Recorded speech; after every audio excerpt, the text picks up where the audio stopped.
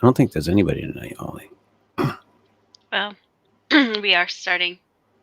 We're talking to no one because no one's aware. It's okay. All right. It'd be just you and me. In the world to be. It's kind of appropriate since what our topic tonight, I guess. Yeah. Slightly. Well, appropriate. let's start this thing. All right.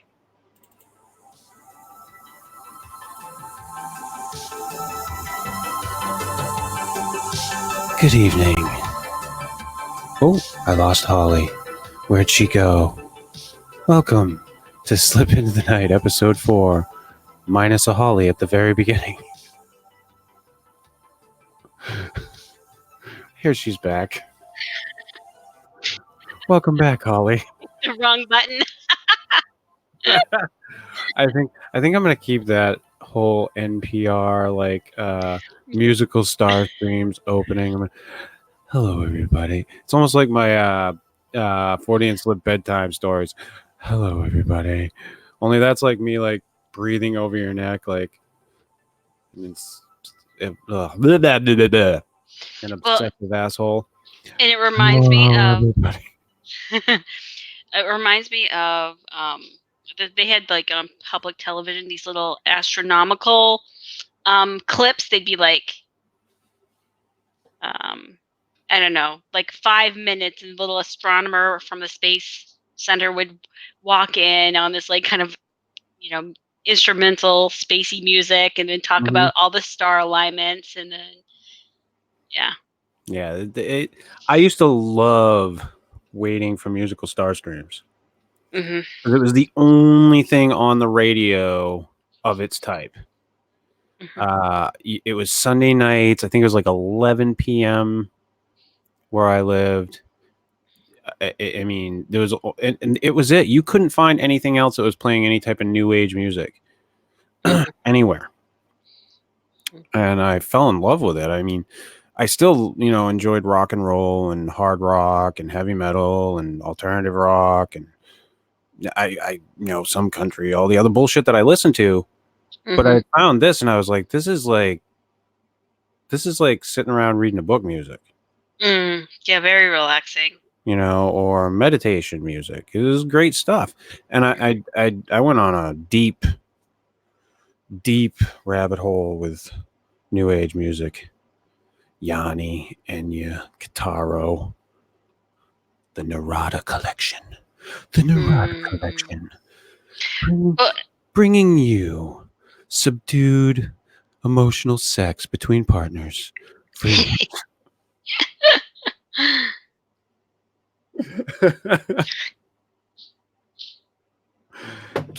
Getting men who practice witchcraft sex.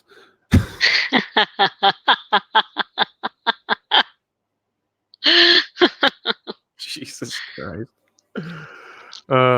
Yeah, the Narada collection. The sex is coming through because we're going to talk about taboos tonight. So Taboos.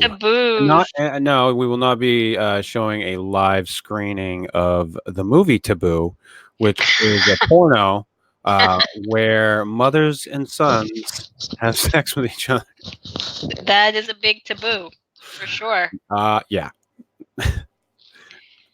I hear about those movies all the time because the morning show that I listen to, the comedian on there, he always says that his favorite porno is Taboo 2. Oh boy.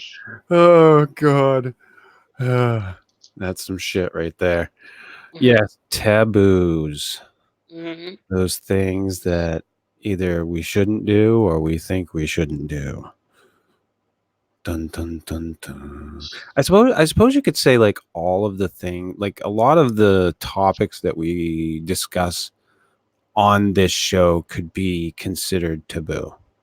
Oh, absolutely. I was thinking about that when I was like, yeah, kind of this is a little bit of what Slip Into the Night is about, is having conversation about things that we in polite society maybe you aren't really supposed to talk about.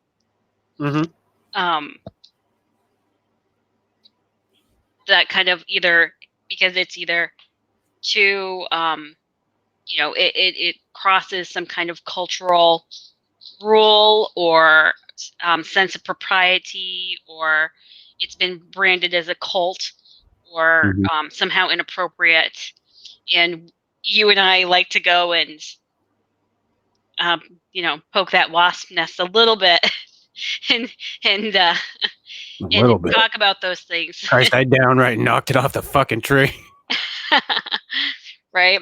Well, or like how you like to say you'd like to go down that rabbit hole, or you know, do the Alice in Wonderland fall down the tunnel and into the other dimension thing, or it I, just kind of I wasn't late. I beat the fucking rabbit to the hole. you dive right in. Fucking, I didn't need an invitation. Drink Well, this, eat this. Okay. the invitation is the red pill or the blue pill. Well, I mean, like, fucking, the things that I used to do, like, I think about that too. Like the drugs that I used to take when I was younger. Hmm. You never knew what you were putting into yourself. Hmm. Like when Right. it came to like acid tabs, I didn't know what the Hmm. hell I was putting into my body, but I just take it like, I didn't give a shit. Hmm. And I think back on that, I was like, Jesus Christ, man. Somebody could have given you anything. Right. Yeah. Yeah. It's kind of like Russian roulette there with, you know, And, drugs are taboo. absolutely. You Well, know? drug addictions. I mean, and No, this, drugs are still taboo. you think so? Oh yeah, absolutely. Even with the legalization of weed, Hmm. there is there's a strong hold that the prohibition era of weed had laid over people, Hmm. and because of it, there's a guy that I get my weed off of, and it's completely legal in the state of Maine now. Right. Like I can smoke weed, I can get weed. Like technically, you can't buy it, Hmm. technically, but somebody can give Right. it to you, Right. and then you can give them, some money for their time, A delivery fee. or whatever the case may be. And the guy that I normally get off of, all the time he's like, dude, not over here, they have cameras. It's like, it's fucking legal. Right. But people still hold on to this old uh their old ways of thinking. We're conditioned. Oh, I gotta go hide and Oh yeah. smoke. Don't talk about that. Like If you're gonna do the that thing behind that closed the doors. thing that I hate the most, that I hate absolutely the most, is the fact that if someone smokes cigarettes, they can go outside and smoke a cigarette at a party or whatever. If someone wants to drink, they can sit there and drink their face off. Hmm. But if you light up a joint and you're in mixed company, you have to go away Right. and hide. Hmm. And that's still even prevalent today. Is that whole I gotta go over here to do this. And we shouldn't have to. Well, right, and I mean, I work in a medical office, and it is legal in my state to get medical marijuana, but I still have patients that are just like, can I talk to the doctor about this? Well, Because I kind of, and I, it's I also it's, I'm, it's decriminalized in your state too. It's yes, not just legal medically; it's decriminalized, so no one can yes, get arrested for it. right, but there is still that social stigma. Hmm. Even though I find dealing with someone who is high off of marijuana much, much easier to deal with than someone who is drunk off alcohol. Right, but my point being with the whole thing is that those like marijuana, psychedelics use, any type of drug really, there's a Hmm. taboo associated with it. Now, I'm of Hmm. the school that everything should be legal across the board. Let the who let the dogs out? Just fucking let them out. Hmm. You know, Yeah. because it creates too much bullshit. So what you wind up having, because of these taboos, it creates more problems. So because it's only a black market, then there's all kinds of shit that's going on with the stuff. Like there's been all kinds of reports about how cocaine is just like, it's got all kinds of animal antibiotic mixed in with it. Because, you know, these people are all fucking making money. They're trying to freaking cut this shit with this, whatever. It's the same thing that you're finding with heroin. Whereas if it was legal and it was all clean and they put the money into treatment and, you know, because as with anything, there are people who can drink alcohol and there are people who cannot drink alcohol, but it's legal. Yeah. You know, we let that happen. You know, so basically what I'm saying is there are people that can handle themselves. And then there are people who can't. And those people exist in all places. Like Joe Rogan talks about it a lot with weed because people, you know, people always say, well, people who smoke weed, they have no ambition. Joe Rogan, mic drop. I'm done. The guy smokes weed all the time and does so many different things. Right. Jiu-jitsu, a podcast. He's a comedian, TV shows. Yep. Commentator. On the commentator on UFC fights. He's all over the place. Yeah. Always working. Right. You know, so there are people who can hold their shit together, but these things are taboo. Well, right. And I think there's a lot of judgment there as well, that you have to live a certain kind of lifestyle. And because society says that you're only worthwhile or good, you know, if you ingest certain things. Oh, the kitties. Oh, now we can see Holly. I hate that. We can see Holly. I'm shy. So anyway, yeah. In my cave of a house. Yeah. Well, it was really, really dark. I don't think anybody could see your house. So the you know, the problem is that with all of these things is if it's a step outside of the norm, you know, then all of a sudden it becomes, well, that's scary. I'm trying to think of there's a book that I read when I was in school, and there's a woman who lives on the edge of the village or whatever, and she's like a Quaker, but everybody thinks she's a witch. And I can't remember the name of it, but anyway,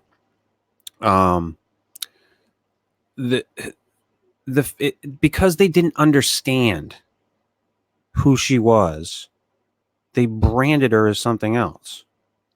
Because anything outside of the norm is taboo.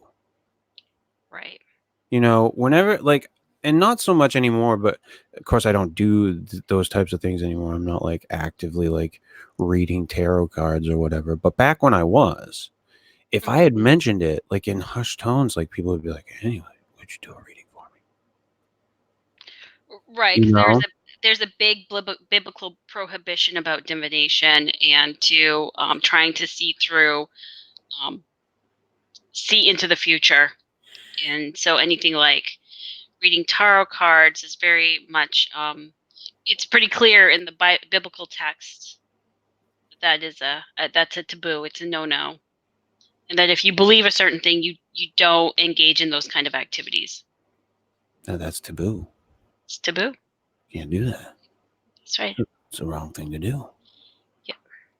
But I think what I've noticed myself as I've gotten older is that a lot of these things that are considered taboo are just misunderstood, or they're not understood at all.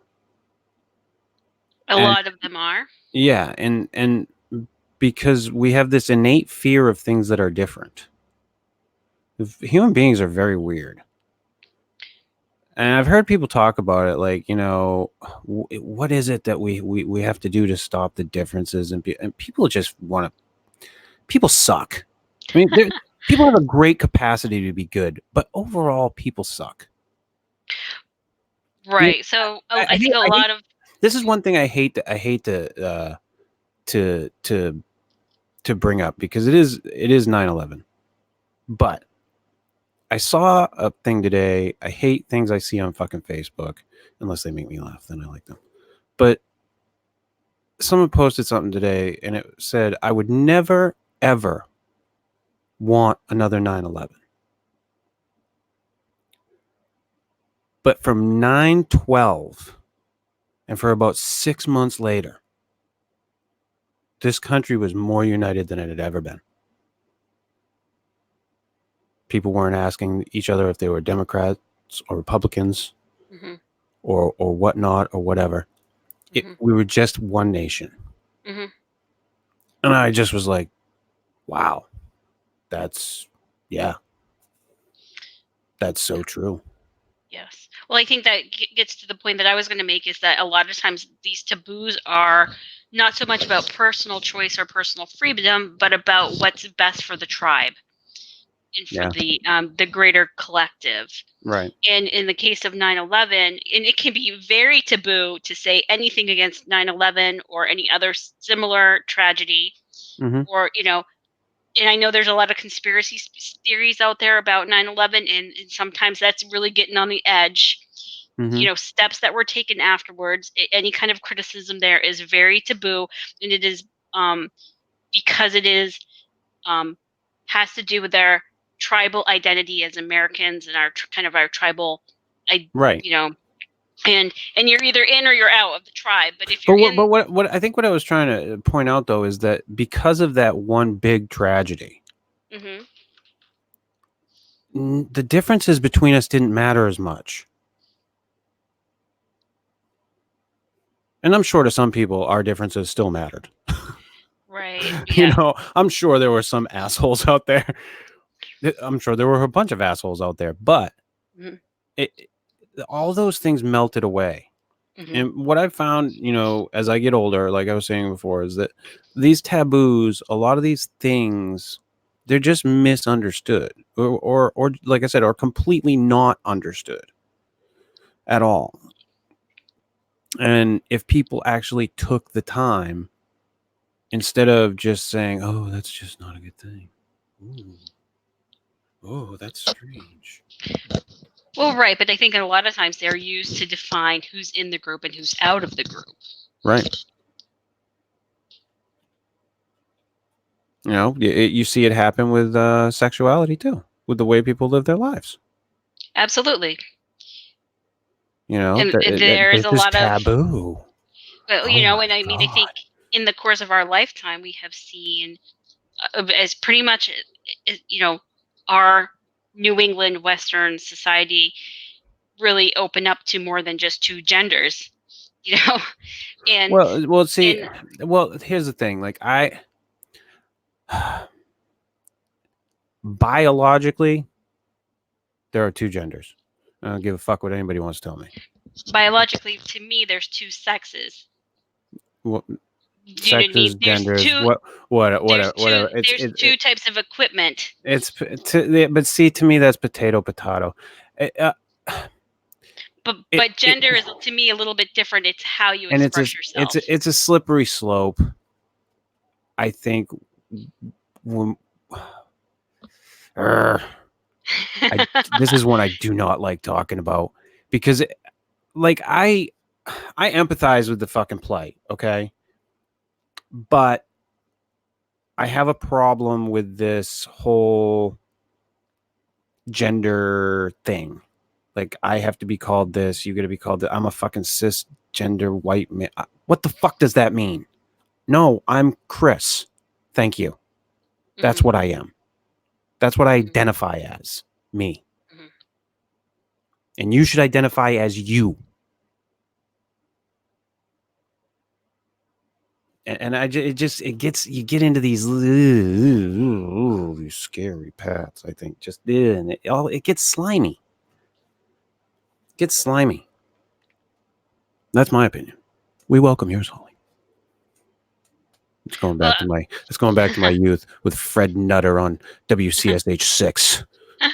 Well, I don't want to get too splitting too many hairs of different things, except for the fact that when I was a kid, it was pretty straightforward. And homosexuality, though, for the most part, was not talked about, and it was behind closed door. And even in high school, there were a few kids who were starting to become out, but it was not as accepted. And now that I am an adult with a teenager at my daughter's high school, it is a much more open thing. They had LGBTQ club. It was, much more accepted, and it has become much less of a taboo to be not one of these, to be non-heterosexual. I grew up in one of the most homophobic families I know. I mean, I seriously did. To tell you how homophobic my family was when I was growing up, they did not refer to, they would never talk about lesbians, because like most dumbass American white men, they didn't understand that most lesbians weren't their ideal picture of them in their fucking brain. But they would refer to gay men, and people think like faggot and all that shit is like offensive. My family called them fudge packers. That's what I grew up hearing. And if they talked about it, that's how it was referred to in my fucking family. Yeah. And the way my family was, it was disgusting. Disgusting. I mean, that amount of homophobia, it was just, and then to find out years later that my grandfather's brother, my grandmother's brother was gay. And the way they talk down about gay people, you'd never want a gay man teaching your son, would you, Chris? The fuck are you talking? I don't care. But then to find out later on in my life that, Uncle Jimmy was gay. What a bunch of fucking hypocrites. Yeah. And not all cultures are that way. And, some indigenous cultures will refer to that as being like two-spirited, or, they have, Sucking cock? more. No, yeah. Well, no, but they would say that person would have basically. What is it Kevin Smith said? No, that's just a guy you want around at parties when things get slow. Oh my. But do you know what I mean? Like, some cultures have historically been more accepting, and it is not a taboo in some cultures. It has been, up until more recently, very taboo in our culture there, along with other things. I think Western culture has been a bit sexually repressed, not just with homosexuality, but polyamorism and different. I got to stop you, because You've got to stop me. I got to stop you. I got to stop you because, okay, here's one that I got to throw at you, because they talked about it on the morning show that I listened to, Jim and Sam on Sirius XM. God love them. What about, and here's a big taboo, this one's going to fucking make you cringe, pedophilia. Oh, it totally is. Absolutely. And what is it? Like, they were talking about it today, like, about will it ever be like normalized? And I was like, what? I know. Like, but people are actually talking about this type of shit. Right. And I mean, so this is this is like that slippery slope thing that we've talked about, where, what is, how things shift in and out of being taboo. And, homosexuality is kind of shifted out of being taboo as we become in a more open, accepting society. But there, definitely pedophilia and incest are two things that are definitely hot ticket things, big time, that are taboo. super hard to talk about. Yep. People, and if you have experienced that, it is something that is often like shut away in a very, people will take years and years and years to come forward having those kinds of experiences. And I do not want to, like, No, say I'm not encouraging incest or pedophilia in any way. Or right, that it is okay. But Jesus. But it is one of those things that has been taboo. It's been taboo to talk about it, and even to say that it has happened in your family. Oh yeah. You know? Oh, that shit gets swept under the rug. Yes. Big time. Mm-hmm. Yeah. Yeah, I've had instances of it in my family where it's been swept under the rug, and I had instances where it was brought to light, but it's and you're right. It's something that people don't like to talk about, and they get uncomfortable talking about it. But with pedophilia, there is a problem, and albeit, I don't think it is like such an outrageous problem that it's taking over the world, but I think it's a lot bigger than people know. Mm-hmm. And I don't think that pedophilia should ever be considered normal, but I do believe that it is a condition that we need to start to recognize and understand Absolutely. rather than just they're evil, let's just kill them. I mean, I get it. There's a definite issue. I'm a parent, you know. If somebody told me tomorrow, like if my son came to me tomorrow and said some guy molested him, I'd be fucking devastated. If he said one of his teachers molested him, I might be like, all right, good job. But that's just me being a fucking chauvinistic male asshole. But no, it's a fucking problem. And I mean, I'm not going to fucking condone it. Holly, I know Holly's not going to condone it. But it is something that people should discuss. And I think Absolutely. and I think people should be willing to discuss it and talk about it and be candid about it. Not have to be so reserved about it, so worried that everything we say is going to be taken out of context. That's the other fucking thing that pisses me off about taboos and things lately, is that people get taken out of context when they're talking, and like somehow being proven to be this horrible person from this one little blurb that's taken out of something that was said that was much, much longer. Right. Oh, Right. but yeah, Yeah. and that fits right in with what we're talking about. That whole, like I said, the pedophilia. What is it? Yep. Can we, is there a way that we can manage these people, Mm-hmm. or what? Where is the fix? Right. And I think that needs to be the bigger concern for everybody. Like, how do we fix this rather Yep. than let's just round them all up and kill them? Right. Right. Well, and certainly because that is one of those taboos that activity leads to a lot of trauma in young people's, Oh yeah. you know, trauma, and that to me is, one of those problematic Oh yeah. No, things. those that listen. People take I watch way too many serial killer shows. That's the way you breed serial killers. right. Yeah. By abusing them when they're young. So yeah, no, Yeah. it's something that needs to be addressed. Mm-hmm. So, and Mm-hmm. I think Chubbs just found us, Holly.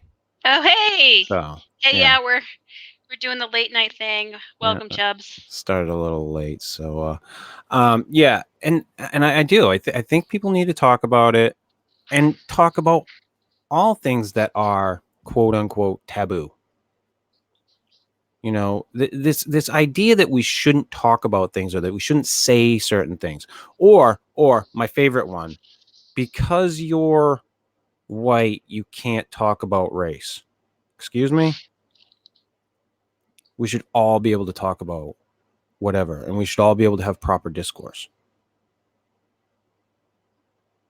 That's just the way it is. Yeah.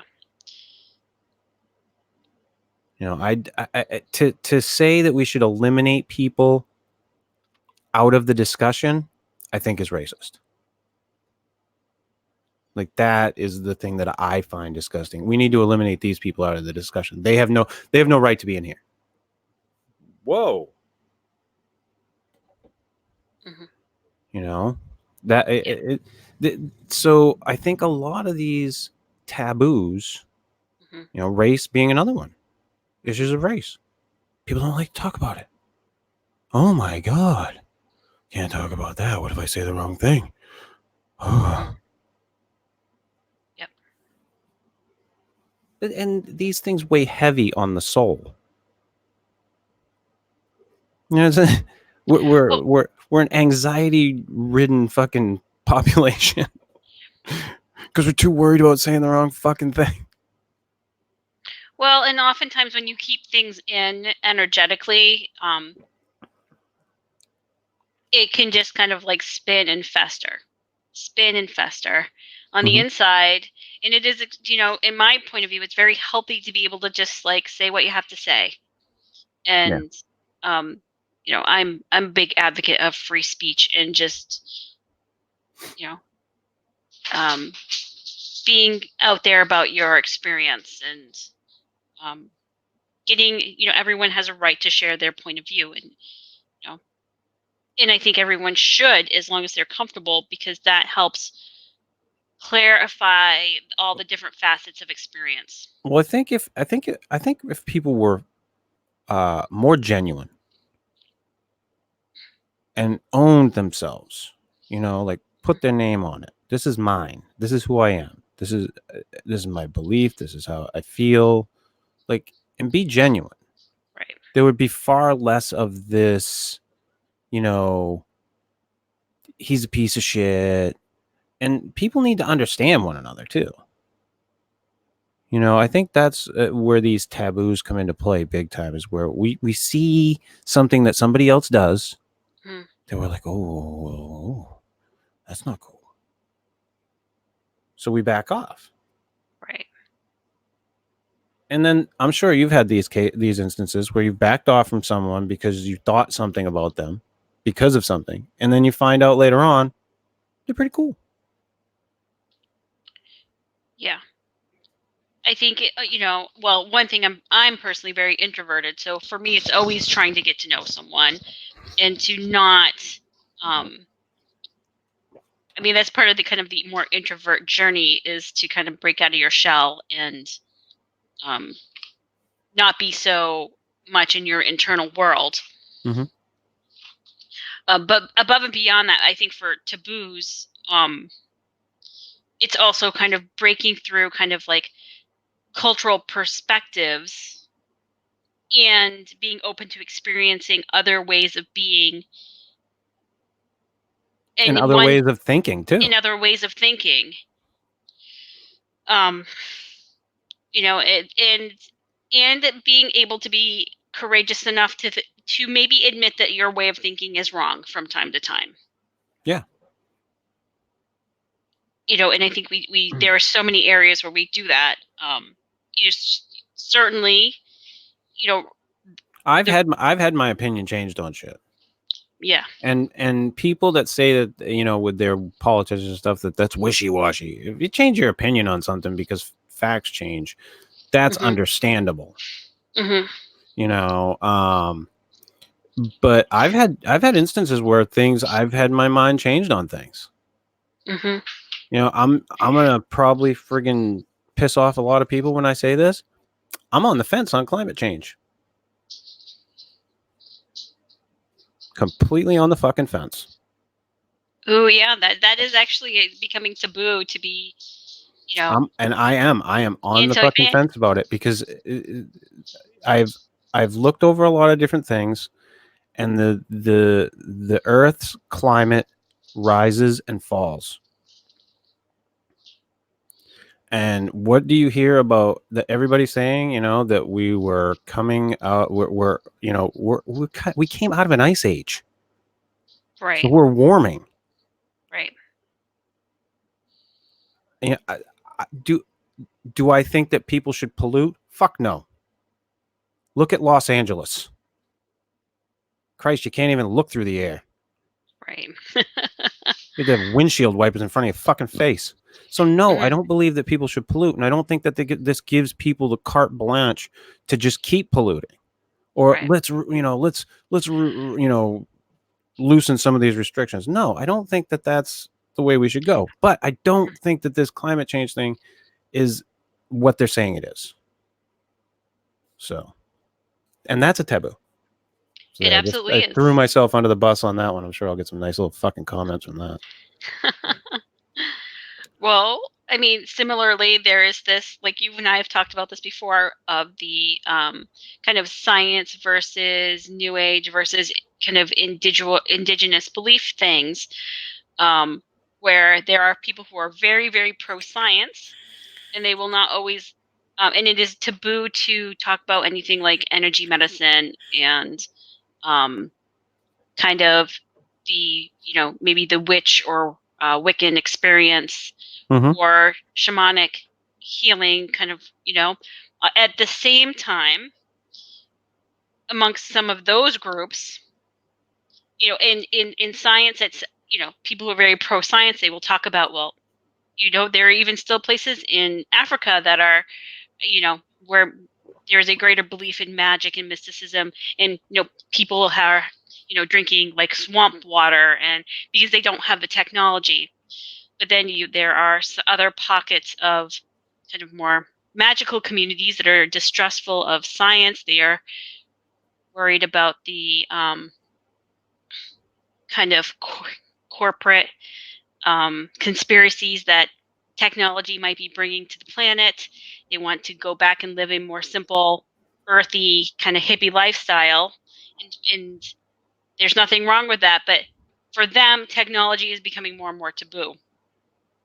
Do you know what I'm saying? Mm-hmm. Yeah, they want to deviate away from that.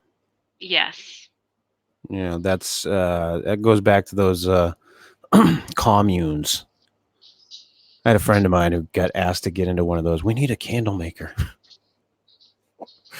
because they had their land and they lived off the land, Right. And and they in some were a community, and they all right. worked together. Right. So it is one group saying something about another group is bad and steering away from that and making something that the other group does as a taboo. Um, when I'm more of like a middle road kind of a person where I think there's good and bad potential in everything, Yeah. and to kind of look at it across the board. Well, all energy is neutral energy. Everything's neutral. Has no energy itself has no purpose. It's just energy. Well, and it doesn't have evil intentions or good intentions. It Right. It's just neutral. It just is. it's just energy. Just It is. is the human beings that make decision on how the energies are Right. And then used. it's our own perceptions of morality that decide. Wow, you got some cat action going on over there. Oh my god, they're being so naughty tonight. I don't know what's up with them. Yeah.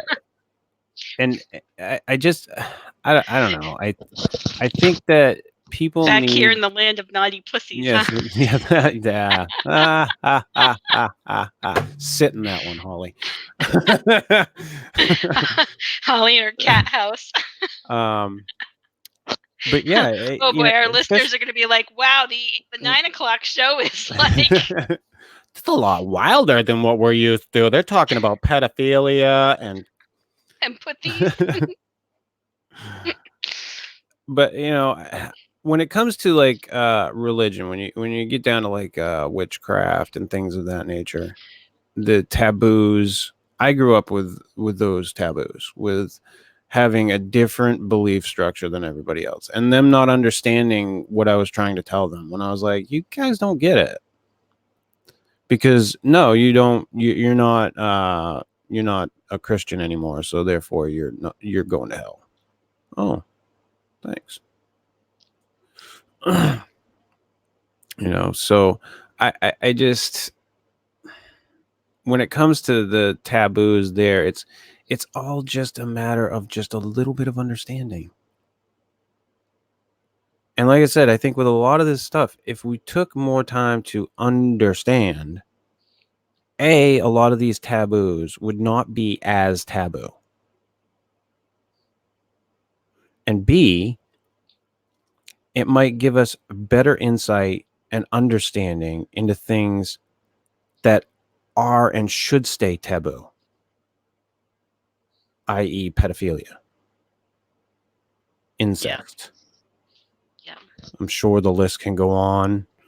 Well, and to really look at how we treat things that are taboo. I mean, women's cycles have been taboo in many cultures, and it's ranged with women are getting isolated and, away from the community when they're during that time of the month, When they're menstruating. and when they're menstruating. Yes. And other things. When I start my tribe, all the women will have to leave during that time of the month. Get the fuck out. Oh God, fuck that. That's being a douche. Well, right, where, and any kind of contact with that bodily fluid is also seen as, purifying the body. Oh God. And so there's this question of are you, you're maybe religiously or spiritually unclean during certain times of a woman's cycle, or if you come in contact with certain bodily fluids. Listen, gentlemen, if you have not eaten a woman's pussy close enough to her period to have gotten a little bit in your mouth, then fuck off. All right, continue, Holly. You totally just derailed me there. Well, no, it's true though. Like, there are people who are just disgusted. I know guys who say all the time, I won't have sex with a woman when she's on her period. That's disgusting. Dude, have you fucking seen what you shoot into her fucking vagina? For fuck's sake. I mean, come on, dude. Well, true, but this is because certain bodily fluids have been perceived as being unclean, especially if they come from below the waist. Yes. And the other thing is, even oral sex has been seen as one of those taboo things that has become more normalized as, and part of that I think is pornography has made those activities more normal. Right. And people have looked at that and said, oh, well, that's not really that far out there. It's two consenting adults. Right. There hasn't really been a reason why not to do it, although some people do think that is taboo, as well as, anal sex and some other sexual activities that are more outside the, the vanilla kind of, straight up P in the V. Right. And again, with a lot of these things, a little understanding. What is going on, or, because there have been, like, I was not like educated properly when I was young. I experienced some shit when I got older where I was like, wow, holy fuck. Whereas if I had just a little bit of understanding, I'd have been like, oh, okay, that's cool. Mm-hmm. That's completely cool. Mm-hmm. But it is a problem. And are we doing poopy talk? I don't know that this is poopy talk, Shadow Mick. I don't know if this is poopy talk. It's honest talk. I can do poopy talk. Usually involves someone laying underneath a glass coffee table. I mean, unless you're into that, right on you, Mick. But yeah, I don't know. There's a whole genre. It's called scat porn. You can check it out. It's not what we're talking about tonight. This is taboo. Except that would be a taboo, but not the one we're focusing on right now. Yes. What this sauce action talk? What the fuck does that mean? I like the profile picture. I like the They Live profile picture on this one, Bubby Blindy. But that's great. Wow. Yeah, but I don't understand what this sauce in quotation marks action talk means. So Mick, German porn. Listen, I'm of the Opie and Anthony school of porn. If your country has been bombed with a nuclear device, you wind up, or if you lose, no, if you've either been bombed with a nuclear device or you lost a world war, then your porn is really odd. So yeah, because they have that chicken fucking porn and shit in Germany. Ugh. So, yeah. Oh. Ugh. Oh, like saucy Holly. That's what it meant. I guess. No. Did I lose you over there, Holly? You know, Are you still lost in the whole German porn talk? I was contemplating it a little bit. Like, oh man. Where is Chris going with this? There was a video in Washington State with a horse and a guy. Oh. Yeah, it was more along the lines of I once did a podcast with my friend and it lasted 4 episodes. Yeah, no. You know, and except for the like brief interlude when my cat turned my camera on, you can't see me, but my face keeps feeling redder and redder because we're going into these well, and again, we're talking about taboos. Mm-hmm. Things that people don't want to talk about and are uncomfortable or can feel very uncomfortable. Absolutely. And like I said, there are some things which I think we should have some form of uncomfortability talking about it, but we should still talk about it. Oh, I agree. And then there are things that are uncomfortable to talk about that shouldn't be uncomfortable to talk about. Right. Like, I think we are far beyond being uncomfortable talking about sex, or we should be. But why we still hold on to that, and why it's still so weird to talk about it. Right. I don't know. Yeah. And I mean, to talk about it with your kids, like, kids are always going to be weirded out by you talking about sex with them. Like, if you're trying to talk to your own kid or whatever. Like, I'm not talking about the kid you're trying to talk about having sex with if you're a pedophile. I wasn't going that fucking route, assholes. I'm talking about, if you're talking to your kid. That's always going to be awkward. I try to talk to my son about that shit. He fucking shuts down. If I'm not goofing around with him and I start talking about sex, it's fucking all over. Boom. Shut off. Fuck you, Dad. And yet it's one of the most like natural biological things that we do. Yeah. And I try. I keep pushing with it and pushing to try and, because I just want him to understand certain things. Right. It's like I grew up with no no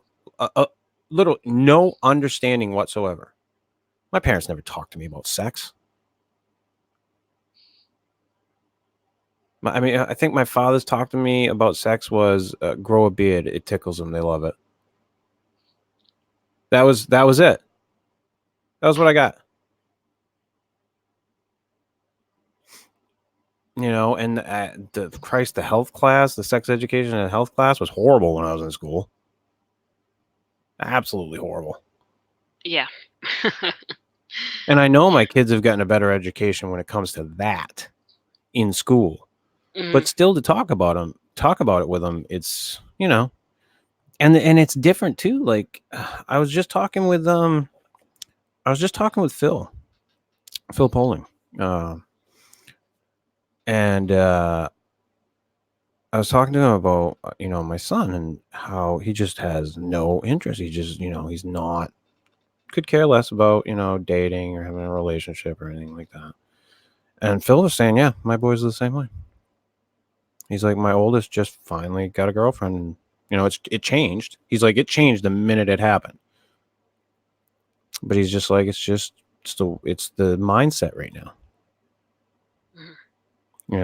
And I know it's not the mindset across the board, But I was talking with some other people. I think it was Matt I was talking with about it, and it's not the same as it used to be. There's just not that interest. It's just like when I talked to my son about it, he's like, man, Dad, high school relationships don't last. I couldn't fucking argue with him. Because that was his response. Right. And I mean, I laughed in the moment. I chuckled. I was like, yeah, I can't. And I said that I can't fucking argue with that. It's pretty damn good statement right there, son. They suck. But some people do get together in high school and spend their entire lives together. It does happen. It does happen. Not in my life. Not in my life either. Not in my life. My parents' lives.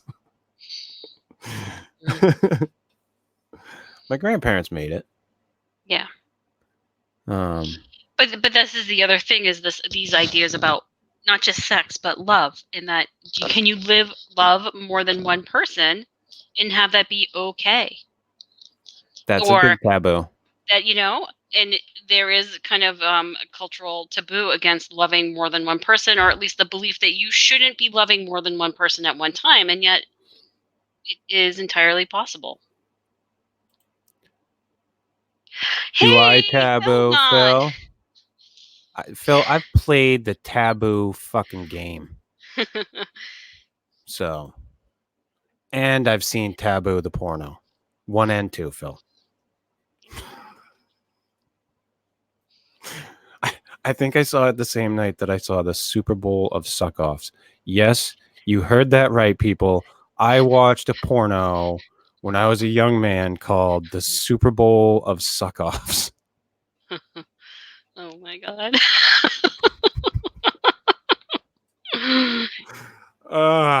That shit happened. But,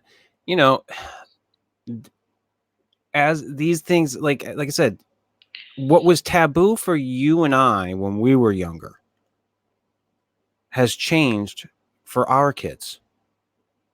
To some extent. To some extent, yes. And some things are still very much taboo, like some things, intercourse with animals. Well, yeah, I mean, I should hope so. But a lot of the things have changed. So like you were talking about, there's an LGBT community club in your daughter's school. Yes, and that is a change, definitely. My son's told me he has bi friends. Yep. And to me, that's a good thing. And to him, it was fucking just. If you had ever heard me when I was 16 years old saying that I gotta buy a friend, my friends would have been like, "What?" It would have been fucking crazy. But to him, it's normal, like it should be. Yeah. Like it absolutely should be. Like there's no reason for there to be a problem with it. Yeah. Agreed.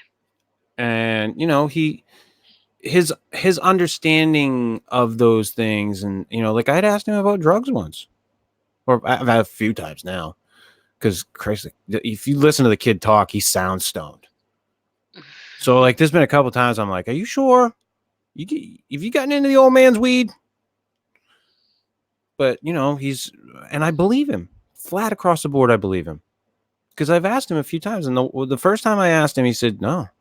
He said, "No, Dad." So I have a friend I think that's tried it, Dad. And then I asked him a little, like probably maybe like a year later or so, and he was like, "Yeah, I got friends that do it. I don't. A friend that did mushrooms too." I'm like, "Oh, really?" Who's this kid's name, and whose parents should I be calling? I don't give a fuck.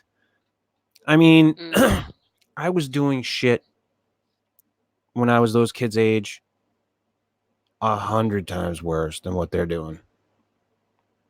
I was huffing gas and shit. That's just burning brain cells. I mean, it's amazing I'm still coherent and can read and put together sentences. Oh my goodness. I did stupid shit. You know, but so like what I said, like it was what was taboo for us is changed for them. It's totally different. You know, and I think the biggest thing that as far as like this subject goes, you know, my biggest message for this is have a little understanding. You know, with a lot of these things, just take a moment. You know, because a lot of people stupid fucking reasons. You know, I'm not gonna like that person because, you know, they do this or they do that. Has nothing to do with me. Doesn't affect me whatsoever. But because they do it, I'm just not going to like them. And I'm not going to listen to what they have to say. How fucking stupid can you be? These things should be talked about. You know? Why is it so hard for people to just open their fucking mouths, talk back and forth, not hate each? Talked about it on my show. I've talked about it, I think, on this show. I've had conversations with my good friend Matt Knapp. Matt and I have different topics. We do not jive well with a few rather important personal subjects. We just don't. But because we're friends and because we can understand one another and sit and have dialogue, we don't hate each other at the end. And I love that. I love the fact that I can have a friend who is so different from me in a lot of ways that in other subsects of this country, like we would be calling each other assholes and like calling for each other's death. Because that's sort of the thing that's been going on. But we can have this friendship, and it means a lot to me because we are so radically different. You know, here's a guy deeply rooted in Christianity. I grew up that way, but I'm not. Very right wing. I'm a little left of center.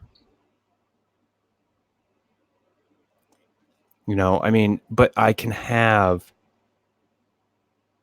honest discourse with him because we're both fucking adults. And that, I think that's another thing. People in this country, they just need to be fucking adults. You can have a discussion and not want to tear another person's fucking head off. It's called a discussion. There doesn't need to be any physical thing involved. But people get pissy and they get angry and then they have to resort to something else. I've seen it happen all the time. Well, and there's sometimes that fear of what's unknown or misunderstood. You know, that when people get in the fear place, they sometimes feel like they have to protect themselves. So sometimes the kind of, if something is a transgression of a taboo, then you know, people need to feel like they have to protect themselves or their tribe from what is. I have to stop you for a minute, Holly. Phil, if Marilyn said it was okay to have sex with donkeys, you'd be all right with it. Let's be real. You love that woman, even in death.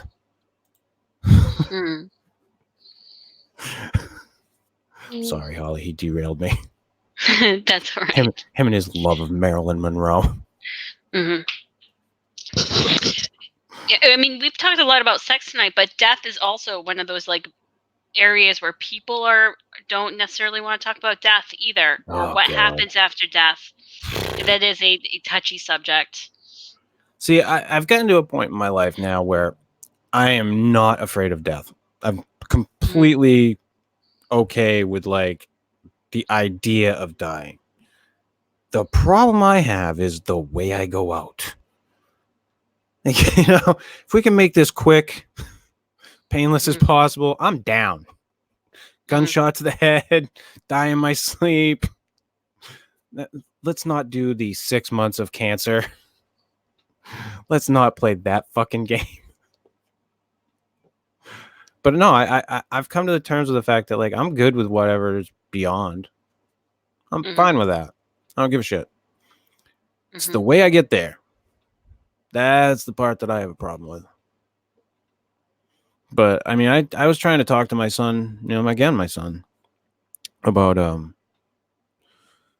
something with this, and I won't go into what it was, but I was just like, there's not a whole lot of time left. And you have to think about that. And it's not an easy thing to talk about either. When it comes to, especially if it's somebody that's near and dear to your heart, when you're talking about death. I mean, if you're talking about the death of somebody else, you can talk about somebody else's death all day long. But, if you're talking about a parent or a grandparent, uncle, hardest one to hit me was my uncle. I think it was because he died so young. It was so fucking tragic. To me, it was tragic. I mean, he was like 50, but he was the youngest of my father's brothers. And he had schizophrenia. And he just, and bad too. Like it wasn't, he had to be under care and so on and so forth. But when it happened, I was blown away by how much it hit me, because when my grandmother passed away, like I was fine, and I thought I would be destroyed, that I would break down inside, because I spent like so much time with her. Like she was such an important figure in my life, and I was kept everything together. I mean, I was upset, but I kept it all together. And when my Uncle Matt went, I mean, it just boom. Hit me like a ton of bricks. I cried like crazy. Like crazy. Like to the point where my father came over and he was like, "Are you okay?" Yeah. And I just didn't understand why it hit me. And I was one of the people that carried the casket. I was one of the pallbearers. So, but yeah, and death is a trip. Yep. And I didn't really even understand like that whole process until I was much later in my adult life, because no one really talked about it. And and I had people in my family who were passing away, and no one sat me down and said, well, these are kind of like the stages of what's going to happen, because we just don't talk about it. Not even in that kind of preparatory way of just to get you ready. This is what's going to happen. This hasn't been that much conversation about it. Yeah. Well, and how much conversation can we really have about it? Our experience on it is very limited. We have experience like up to the point of that's it. And what little we have of that experience up to that fucking flatline point. I mean, nobody's coming back. I mean, there are people who come back to life, quote unquote, but we have never had anybody that's truly died, and then come back to life to tell us what's going on. Like, spend like 6 months there. Unless you want to count Jesus. I just don't know that we have the experience. I mean, we can talk about the process and the physiological process of dying, but as far as after, I just don't know that there's much we really have to talk about. Oh, there's a wonderful place. Is there? Do you really know? I mean, at this point, I'm sure there's something. The universe is just too damn intricate. I'm sure there's something. What it is, I don't know. I'm not going to sit here and try to tell you I know what it is. But as with often, I hope that, it was all one big joke on me. because at least then I can get a giggle. Mm. But I mean, it's a scary subject for people. It was a scary subject for me for a long time. I did not like to think about it. I did not like to talk about it. I did not like the idea of me dying. I'm way more on board with it nowadays. Not like, hey, bring it on. Like, let's go.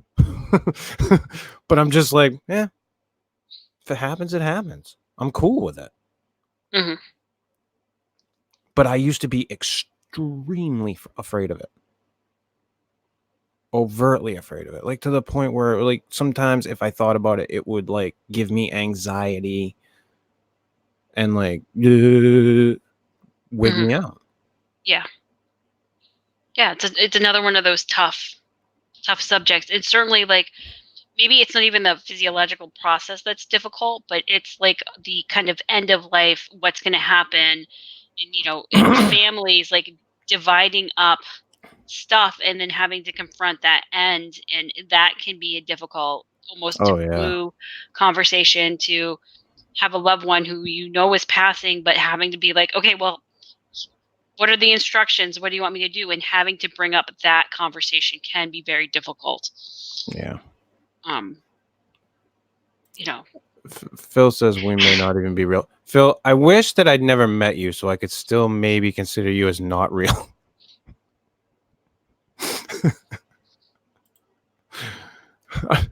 but I have drank with you at a fire.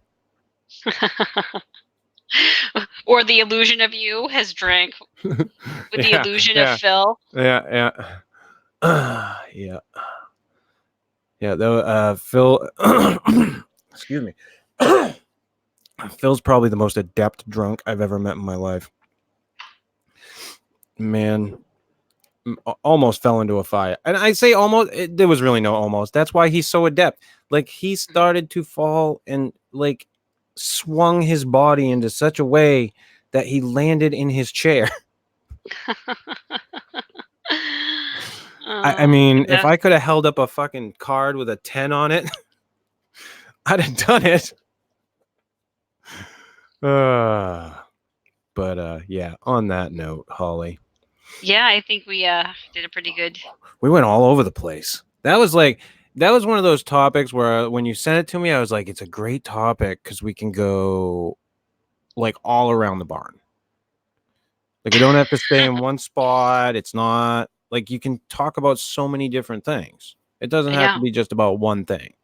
I know. We didn't even talk about food taboos. Oh, food taboos. Well, I kind of talked about me, like, not eating. What was it? Sushi, and then changing your mind about sushi. Right. Like, well, that's like the raw meat kind of a taboo, but that's not like a big taboo. But yeah, there are some weird things in the food, the whole food thing that goes on. Like, I had a friend that ate insects. Oh yeah, and like, I was down to try that shit, and I never got to. Yeah. I don't know if I want to just go grab some insects and fry them up or whatnot. I don't know. I wanted to get his, like, what is he? He had the inside scoop on that shit. Mm-hmm. You need to talk to an expert. Yeah. Phone a friend. Just go out and start grabbing some crickets, frying them up in a pan. I don't know what the fuck I'm doing. I would totally go the chocolate route. Everything's better with chocolate. I don't know, that and like the organ meats, right? Like certain organ meats. Yeah. People have some weird shit. But all you people that eat liver, fuck you. That's all I gotta say. That nasty shit. That's one thing, Holly, you will never see me eating. Liver. Yeah. Ugh. Ugh. It smells horrible. It tastes horrible. It's the nastiest shit. Yeah, let's take the thing that filters everything in our body, and then let's eat that. Wow, you have amazingly strong feelings, anti-liver feelings. Oh, because my parents tried to force feed me that shit when I was younger. Oh, jeez. I had parents that literally tried to force feed me food. Yeah. And I have never done that to my children. Ever. And I don't have any problems. Amazingly enough. That is a big thing with some families is what you have to either clear your plate or you have to always eat what's provided for you, and then some families are much more relaxed about it. And if you're one of those people, fuck you. I hate those people. That type of stuff sickens me because of the way I grew up with food and how they were about it. It like that type of mentality pisses me off. Because you were like forced to eat things that you clearly. Yep. Yeah. I was forced to. Like I would cry. Mm-hmm. Because I just hate, like, there was some stuff, it was like taste and texture, it would make me vomit. Mm-hmm. My father tried to make me eat a tomato once, and I friggin' puked right on him. And I probably got beat for that. I don't remember, but yeah, that's like those that type of food mentality. I don't know. It sickens me. So when people are like that, I'm like, fuck you. If somebody ever told me to clean my plate at a table, I would purposely leave like fucking 3/4 of the food on there and then walk away from the table. Oh my goodness. Because that's the type of stuff it's like, really, do you need to have that much control over me? Well, I mean, I think the taboo thing is a little bit about taboo, and it's a little bit about, making decisions on what's a perception of what is right and what is wrong, or what is healthy or clean and what isn't. And it is, drawing a line in the sand between what is, okay and what's not okay. And food falls into that, like what you should be eating, Yeah. No, I agree. It's taboo to eat garbage, but hey, listen, I love me a Big fucking Mac, Polly. You can't take my Big Macs away from me. I'm not taking your Big Macs away from you, but if you're dumpster diving for a half cheeseburger, then I'm kind of gonna scratch my head about that. Yeah, no, I'm not doing that shit. No, I go get that shit from the drive-thru. Well, right. But that would be a food taboo. You're talking about fast food. My fucking late night Big Macs. Oh, God. That's my taboo. That's my food taboo because I hate and love them. Oh. Yep. Do you feel your arteries clogging up as you consume? No, what happens is I feel amazing when I open that thing and when I eat it. And then much like when I would come on my stomach when I was a young man, I feel instant shame.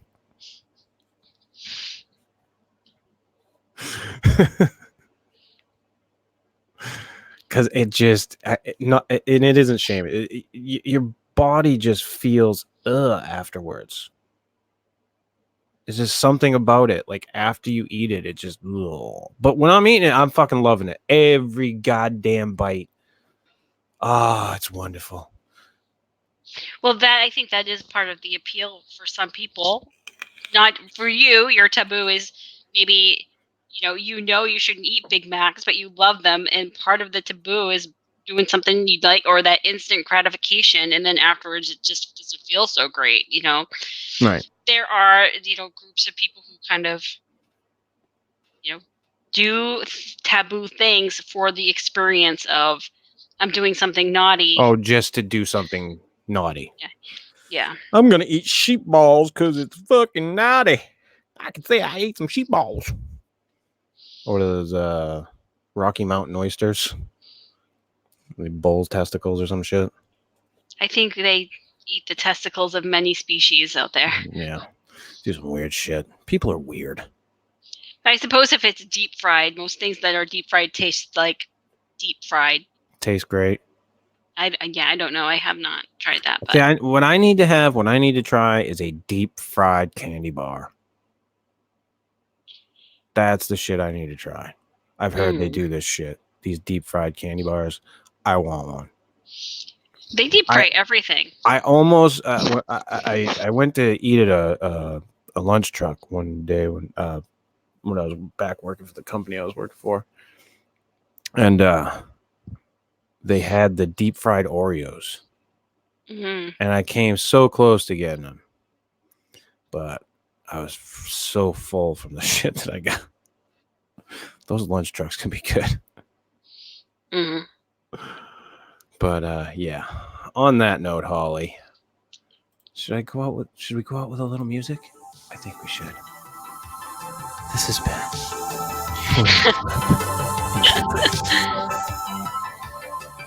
Don't forget to cradle the balls and walk the shaft.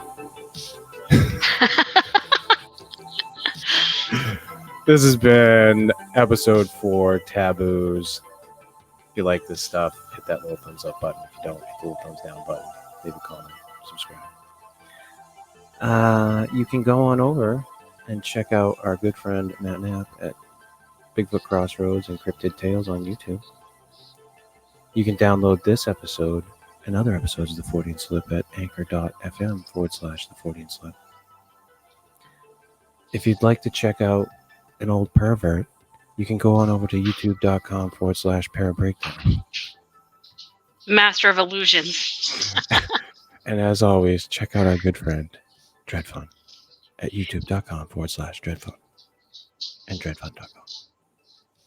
We'll be back next week with another topic to stimulate your brain. You know, you are starting to remind me of Bob Ross. And if we start painting happy little trees. Got a little happy little tree over here. Happy little cloud. This is a little squirrel I brought into my house. And I've been taking care of him for a little while now. And we're going to let him go into the wild. Now I'm going to pick up my paints and we're going to start this canvas. We'll be back next week, everybody. Have a good week. Bye.